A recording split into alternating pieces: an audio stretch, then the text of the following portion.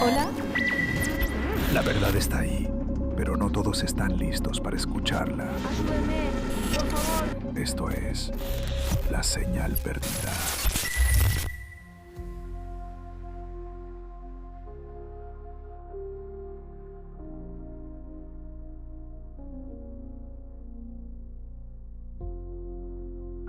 Nos han enseñado que el Renacimiento fue el despertar de la humanidad, el momento en que el hombre rompió sus cadenas y miró hacia las estrellas. Pero en las sombras de las grandes catedrales y tras los muros de las academias platónicas, se estaba perfeccionando un arte mucho más peligroso que la pintura o la escultura: el arte de moldear al alma humana a través del secreto. Bienvenidos a La Señal Perdida.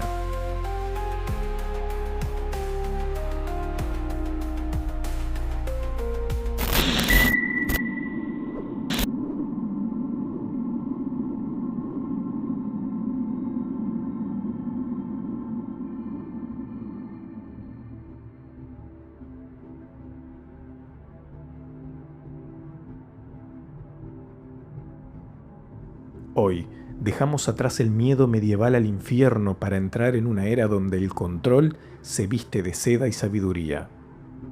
Vamos a descubrir que los grandes genios no solo buscaban la belleza, sino que algunos diseñaron laberintos mentales de lo que era imposible escapar.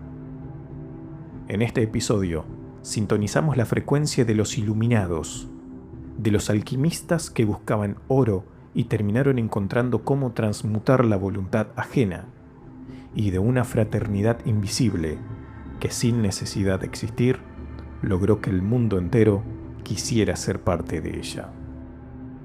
Prepárense para entender que el intelecto no es un refugio, sino a veces la puerta de entrada a la servidumbre más absoluta. Porque en el Renacimiento, la luz no solo se usaba para ver, también para cegar.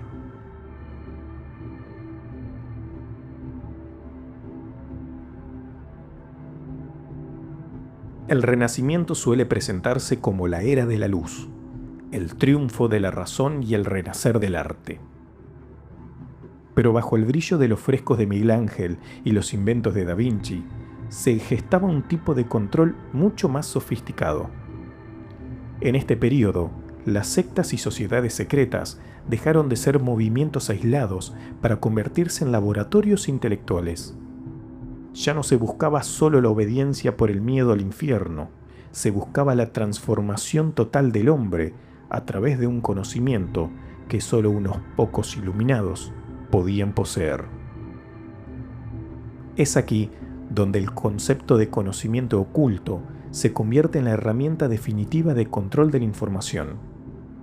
El Renacimiento recuperó el hermetismo, una corriente filosófica que afirmaba que el hombre podía volverse un dios si conocía los secretos del universo. Pero estos secretos no eran para todos.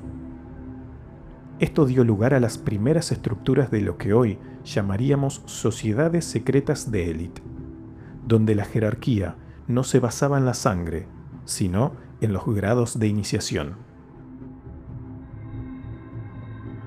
El ejemplo más fascinante y enigmático de este período es el mito de los Rosacruces.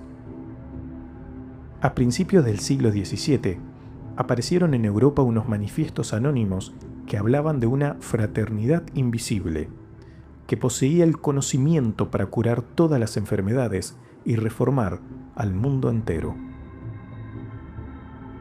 Aunque muchos historiadores debaten si la orden existió realmente como una organización física en ese momento, el efecto psicológico fue real y masivo. Miles de personas desesperadas por pertenecer a este círculo exclusivo intentaron contactarlos.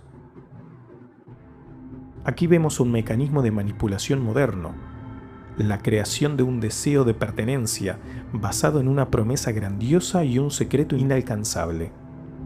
Es el gancho que hoy utilizan muchos grupos que prometen niveles superiores de conciencia, que siempre están a un paso más allá de lo que el iniciado puede alcanzar. En este ambiente, la figura del alquimista se vuelve central. La alquimia no era solo el intento de convertir el plomo en oro, era un sistema de control de la conducta y el pensamiento.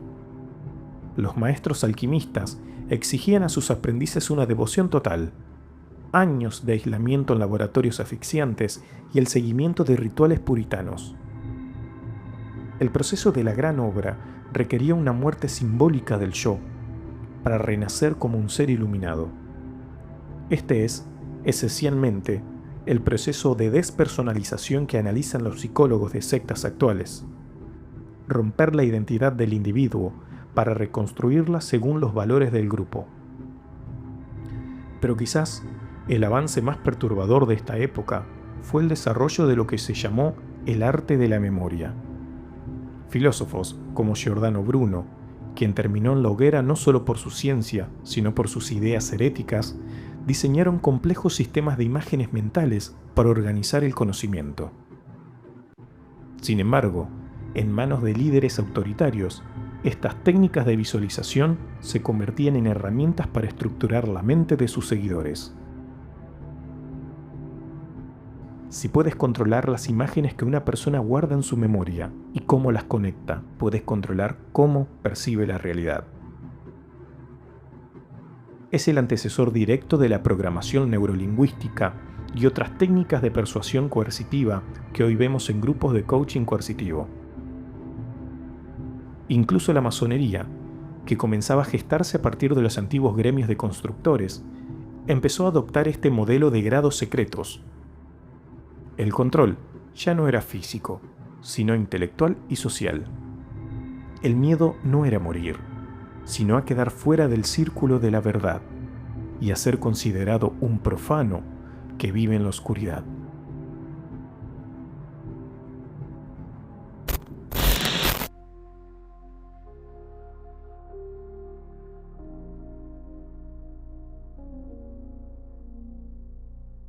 El Renacimiento nos legó una advertencia.